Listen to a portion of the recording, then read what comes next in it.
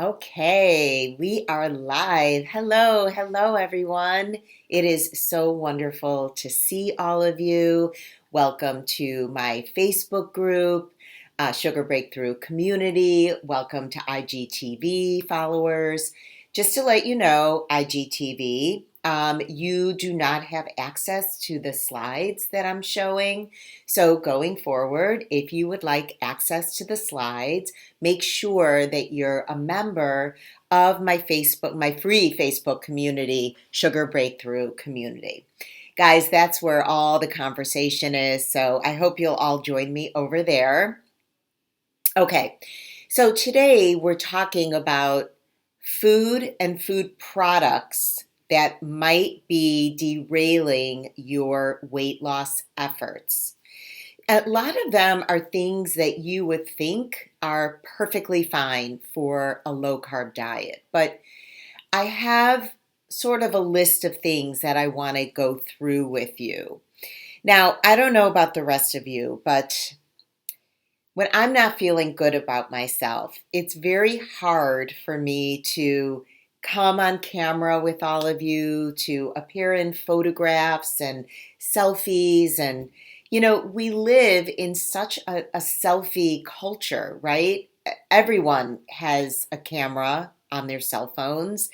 Everyone is taking pictures. Pictures are distributed through social media and it's really hard when you're struggling with this issue to deal with something like that. So my goal for all of you is that these tips and or my coaching will help you so that you can be proud of your selfie, so that you can want to stand front and center and in a picture. So that's really my goal for you. And I also want to help alleviate some of the frustration that can come from the weight loss process, not just low carb living, but just the weight loss process in general.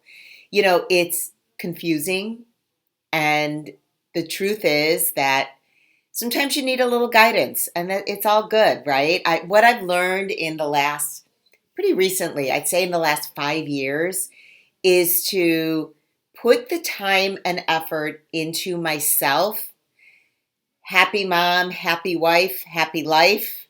I know that when I put myself at the top of the list to care for myself, to do whatever I need to do to feel my best, to look my best also, I know that it really pays off, not just for me, but for everyone around me. So this is like a no guilt, let's take the next 15, 20 minutes for ourselves and let's talk about why you're not losing weight on your low carb diet and what to do about it. So we are on day 2. Welcome to everyone.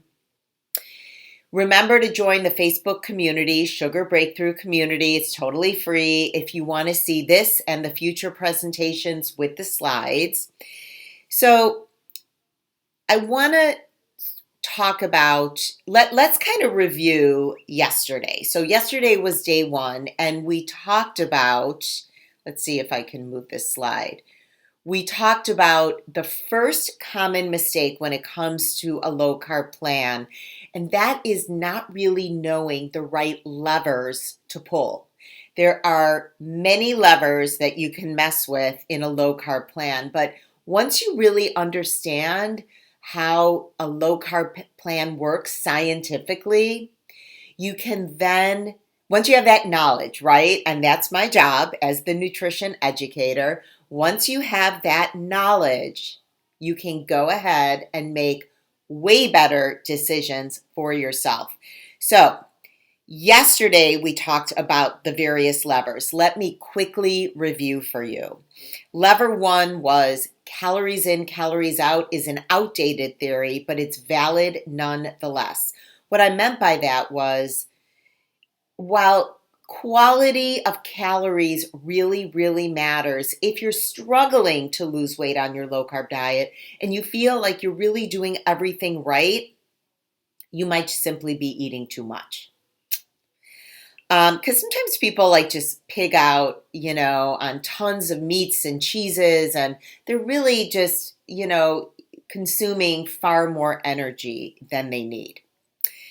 Lever two is that fat and protein have an inverse relationship, and your goal is to achieve metabolic flexibility. Okay, so what I mean by that is your body has the ability to be a fat burner, but also to be a sugar burner, and your body has different systems of energy, and for different systems, it relies on different things. But your body should easily be able to switch back and forth between sugar burning and fat burning. Now, reality is when we're trying to lose weight, we all want to be fat burners, right? That's the difference between a low carb plan and a low fat plan. A low carb plan helps you open up your fat stores so that your body can burn them for energy. But when you're a sugar burner, your body is constantly looking for a hit of glucose. And that's when you start craving the chips and the sweets and you're just having a hard time getting over that hump.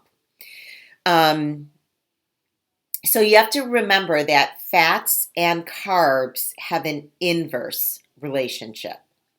All right, lever number three that we talked about. And hey, if you're watching right now, please say hello. I'd love to know what resonated with you from yesterday's day one of this presentation, and in general, why you feel, where you're struggling with your low carb diet. Okay, lever number three is beware of carb creep. Carb creep just means that you may be consuming far more carbohydrates than you intend to. And that's simply because many of the foods that we view as healthy, and they are healthy, they're just much higher in carbs than you realize. So, hey Claire, thanks for saying hello. So you may want to just go ahead and review what you're eating, and also take a look at yesterday's presentation, because believe it or not, those ranges, the carbohydrate curve that I showed you, is absolutely relevant, and you should understand where you fall on that carbohydrate curve. And also you should know that your carbs need to be low enough to put you in fat burning mode. All right, lever number four. Fat is the lever to adjust when all your other macros are in line. So when you're eating the proper amounts of proteins and the proper amounts of carbs, you then focus on the amount of fat that you need to get the results you deserve.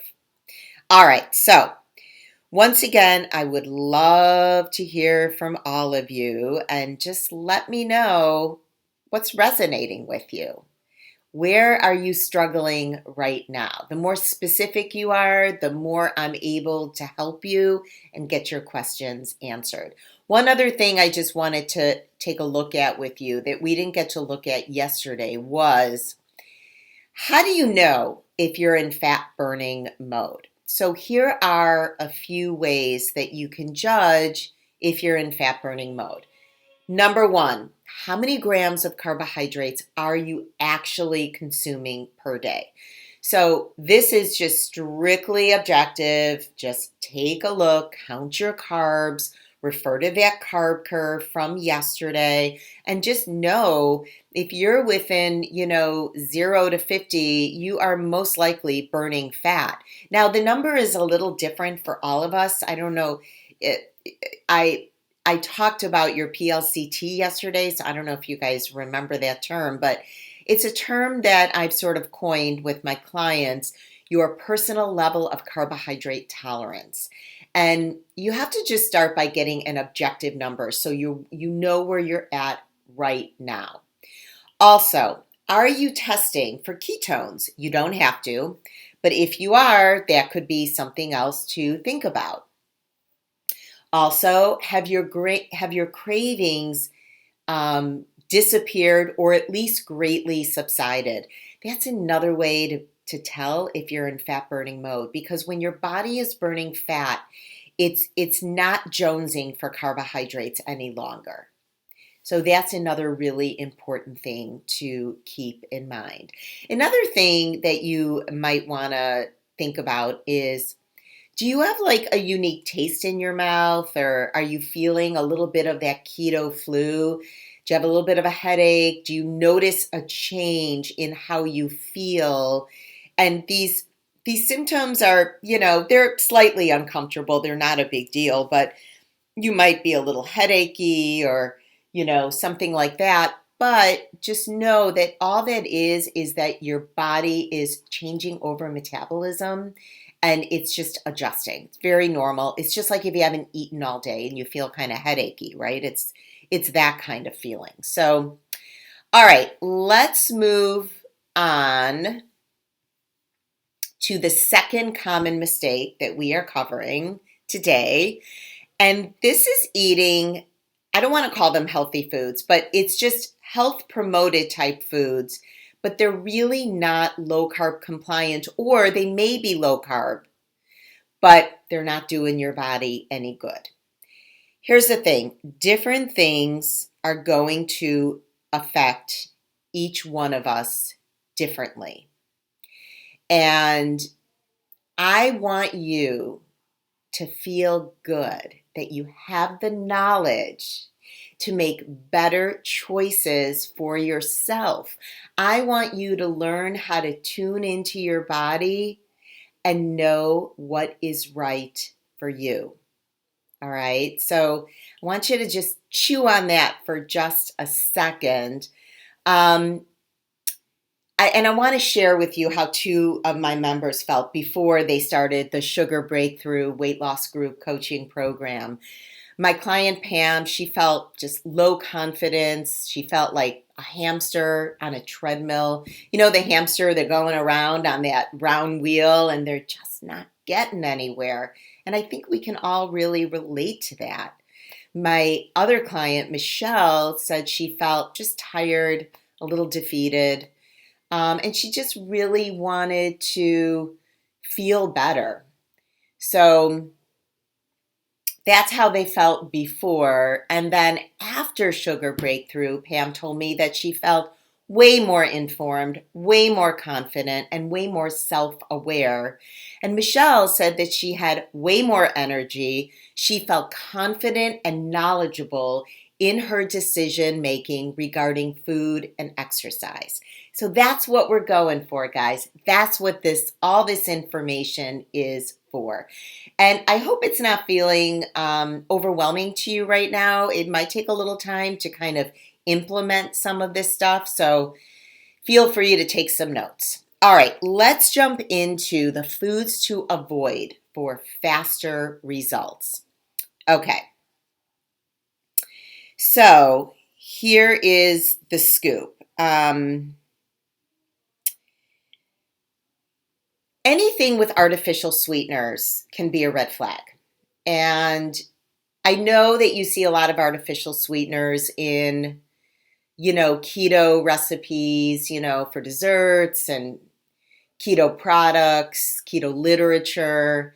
And I'm not completely vilifying it, but everyone has a different tolerance to how they're affected by artificial sweeteners. You got to keep in mind, no matter how many times you see the word natural on an artificial sweetener, it is artificial, okay? Even sugar, even the white stuff is artificial, because these are highly, highly, highly processed products. And whether or not they got started in nature really doesn't matter when the end result is this highly processed product that your body really does not recognize. So if you can get away with it, great. But this is just something to pay attention to. Now, you're going to see some of these artificial sweeteners in things like non-fat yogurts, which are really not part of a low-carb plan to begin with, or diet drinks, even people who chew excessive gum. So you really have to just kind of pay attention to that. If you're struggling, Pay attention to the amount of artificial sweeteners in your diet plan. Also, alcohol. Ugh, I hate talking about alcohol because we're in a pandemic, and I know right now a lot of people are kind of looking forward to their nightly cocktail, right? Including me. But if your weight loss is stuck, or you're really just not getting the results that you feel that you deserve, alcohol is definitely something to pay attention to. And here's why: there is a lot of solid science behind it. So, as you know, a low carb plan is called a ketogenic diet plan. Ketones is what your liver is producing in order to make energy. And it's made from fat. It's made from your dietary fat, or it's made from your adipose tissue, which is the fat on your body. But the thing is if you're drinking, your liver gets very busy because your liver has to prioritize that alcohol. And it can get in the way of burning fat. So your liver can only do one thing at a time. It does not multitask. Your liver is going to prioritize whatever needs to be prioritized for your own survival. So alcohol is definitely something to think about. Clearly, sugary drinks are a big no on a low carb plan. But even if you're just drinking a little bit of wine, some clear alcohol like vodka or tequila, while those can be low carb compliant, all these effects are personal to you. So you have to know how your body responds to these things, and you need to start adjusting them accordingly. Also, low carb products. So the processed foods like low carb tortillas, low carb crackers. And I want to point out that there's a difference between gluten-free and low carb. Two different things. So keep that one in mind as well. But all these products that you see on the market, I had a client tell me recently that she was taking exogenous ketones. And exogenous ketones are just pills that are ketones. But the thing is being in a ketogenic state is not about taking ketones. Being in a ketogenic state is a state of metabolism for your body, and taking exogenous ketones it's just kind of like a marketing ploy, to be honest. So just paying attention to all these factors, keeping your low carb plan as natural as possible, with whole foods and stuff that you can recognize every single ingredient on there. One other thing I want to mention, and you guys tell me if this rings true for you. Sometimes I notice with clients, if they are consuming a ton of dairy, this can also get in the way of their weight loss. Now, it could be due to fat, right? Just consuming too much fat. But dairy is also, it's tricky. And for some people, they completely leave it out of their ketogenic lifestyle. Most, I'm going to say, don't. But the thing is that everybody reacts differently. So that's really what you have to keep in mind. Everyone reacts differently. So it's really important that you start paying attention to how you're feeling and how each one of these factors might be affecting you. I want to share one more food that I've noticed is an issue for clients. But before I do, of course, it would behoove me not to tell you that I am running a huge super sale on Sugar Breakthrough weight loss group coaching. I have never offered it this inexpensive, but before I raise my prices to 2021 for this week only, I am offering it to you for a great price. And I'm going to be putting that in the comments. The link is also in my bio on IG. But it comes with awesome bonuses too. Comes with a private coaching session with me, and that's a great way to get off to a super strong start. Or you can save that private session for use sometime within your membership, your active membership. Also, I'm giving you a program called Overcoming Emotional Eating. So I'm really excited about this super sale. I'm going to leave the link. Before we go, I want to share with you one other thing that I've noticed that people struggle with, and that is soy sauce. I know it's really weird, but soy sauce, while not having carbohydrates per se, soy sauce is always kind of a tricky one. Soy sauce generally has MSG, so we're getting kind of into more of these chemicals. And I've had many, many clients. First of all, they're eating sushi, which is really high carb. We talked about this yesterday, so you do have to beware of carb creep. But also, I just noticed that soy sauce can have an adverse effect when people are trying to shed pounds. And it may just be a short-term effect. But I think it's something worth paying attention to. So, have you noticed any particular foods or food products that you feel might be getting in the way of your success? Please share them. I would love to hear how certain foods affect you. Sharing with each other, guys, it's the best way to build community, and Sugar Breakthrough is based on community. So thank you so much for watching day 2. Hey, let me quickly share with you. I got to open back up my iPad. I want to quickly share with you what we'll be talking about tomorrow. And that is, tomorrow is the 17th, and we are talking about these very important and specific factors that you need to be paying attention to because they can be standing in the way of your goals. So we'll be covering that tomorrow for day 3 of why you're not losing weight on your low carb diet and what to do about it.